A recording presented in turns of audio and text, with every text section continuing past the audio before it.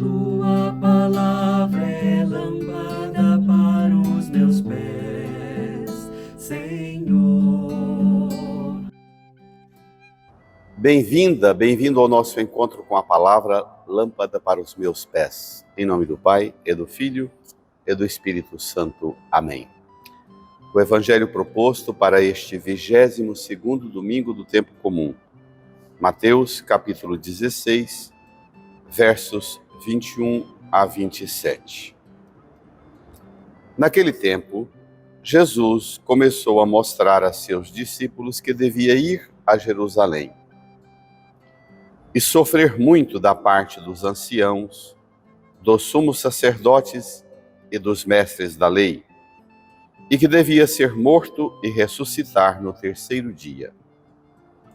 Então Pedro tomou Jesus à parte e começou a repreendê-lo, dizendo: Deus não permita tal coisa, Senhor, que isso nunca te aconteça. Jesus, porém, voltou-se para Pedro e disse: Vai para longe, Satanás. Tu és para mim uma pedra de tropeço, porque não pensas as coisas de Deus, mas sim as coisas dos homens. Então, Jesus disse aos discípulos: Se alguém quer me seguir, renuncie a si mesmo, tome a sua cruz e me siga.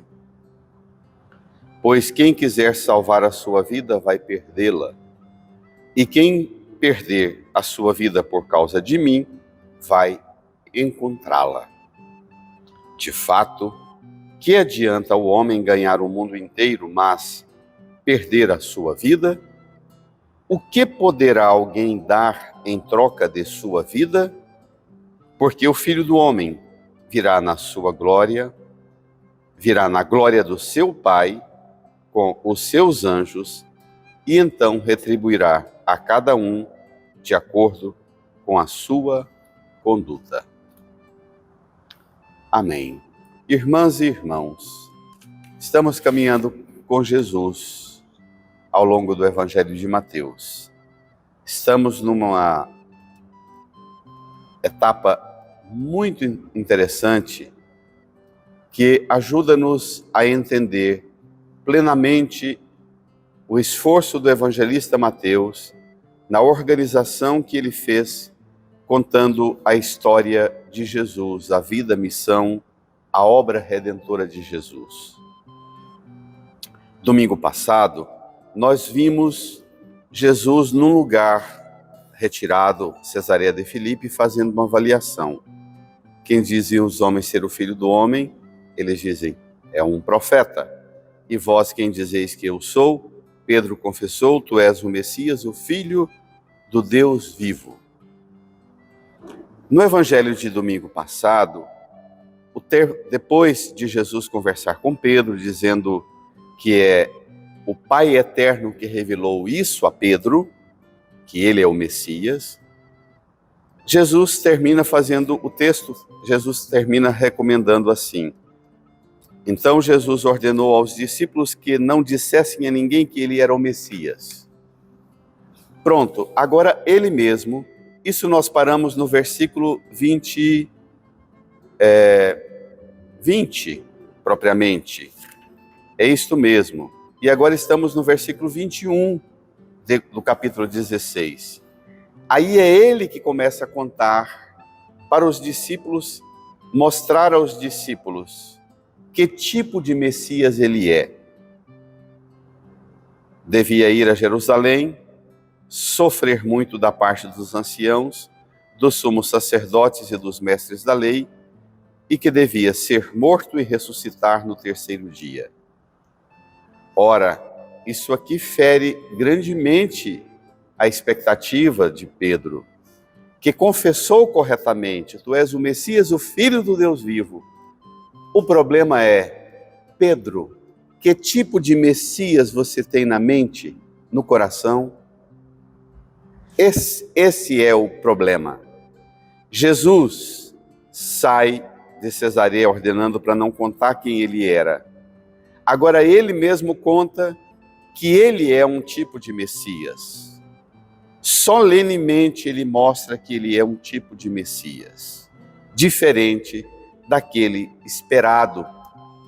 Ainda hoje, né, minha gente, muita coisa de Jesus não bate com o que nós esperamos. Nós queremos e idealizamos e construímos uma imagem de Deus que não corresponde de verdade a quem Deus é. Pedro, ao ouvir Jesus falar que ele é um Messias que sofre paixão, morte, na cruz e ressuscita, sofrer, Messias que sofre? Não, Messias é que vence sofrimento. Messias que morre? Não, Messias é que luta e vence todas as vitórias e impede a morte e não morre. Mesmo tendo dito que devia ressuscitar no terceiro dia, isso não convence Pedro, porque as duas ideias anteriores, paixão e morte, a ressurreição não cura a ferida e o assombro que Pedro tem disso. Uma morte fruto de um sofrimento, um padecimento violento e cruento como esse da cruz. Então Pedro tomou Jesus à parte e começou a repreendê-lo,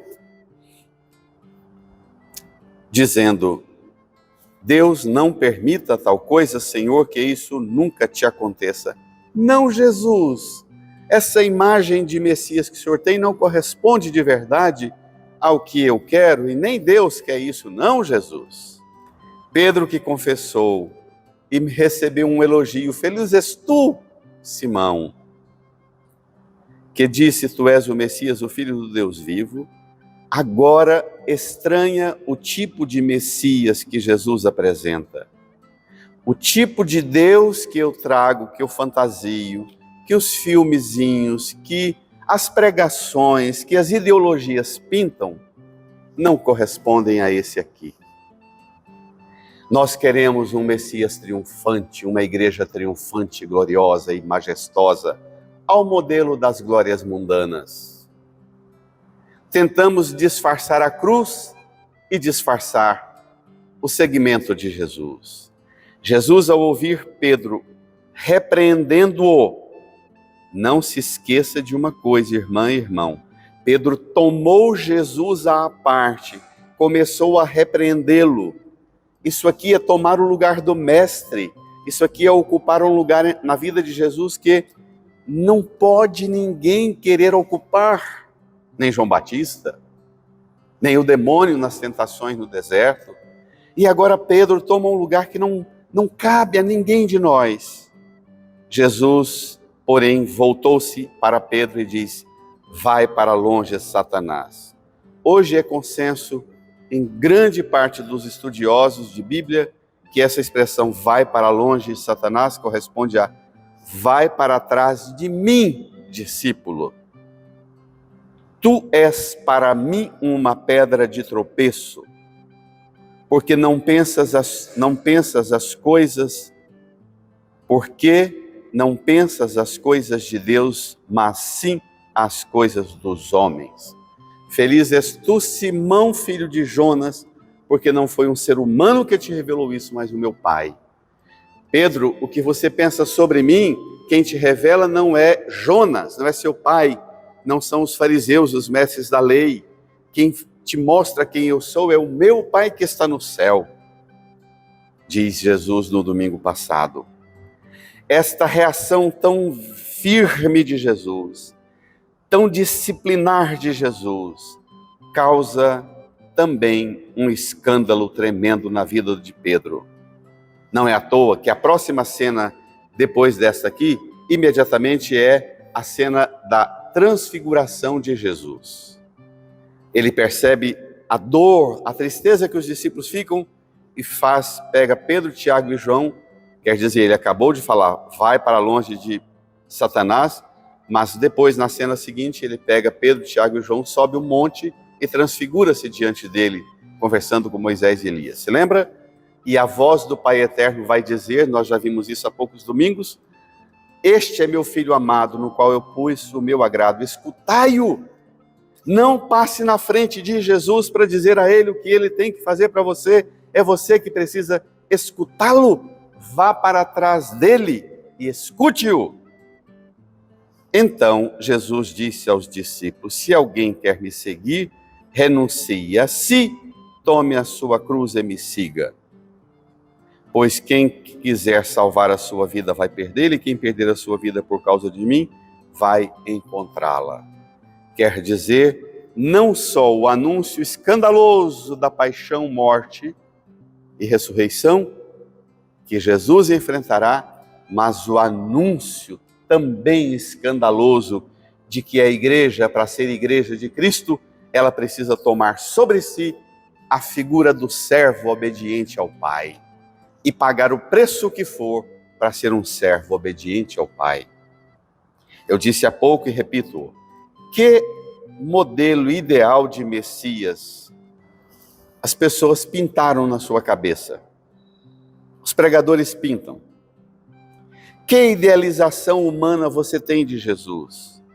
Que modelo ideal você tem da igreja e que fantasia você tem da igreja triunfante, gloriosa, que teve no passado e tentou reproduzir dentro da igreja um modelo da glória e do triunfo mundano?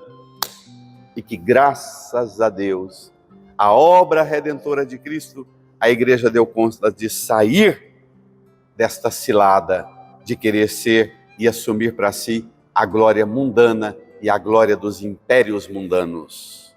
Não é aí, não é por esse caminho. Um novo conceito de salvação. Jesus é aquele que não quer que nós sejamos pedra de tropeço. Ele quer que nós sejamos mulheres e homens de um segmento dispostos a pagar o preço qual for, por uma escolha corajosa, fazer a vontade do Pai. Corrigir o conceito de ser salvo, corrigir o conceito de ser salva e abraçar o perigoso caminho do segmento do crucificado. Os homens dizem: é Deus que quer, Deus quis que eu fosse assim. Eu estou poderoso, triunfante, porque Deus quer que eu seja poderoso e triunfante. Deus me escolheu para ser poderoso. Escolheu não. O poder de Cristo é um poder de esvaziamento, de kenosis.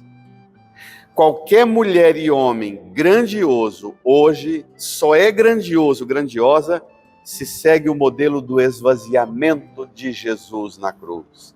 Renúncia de si, tomar a cruz e segui-lo.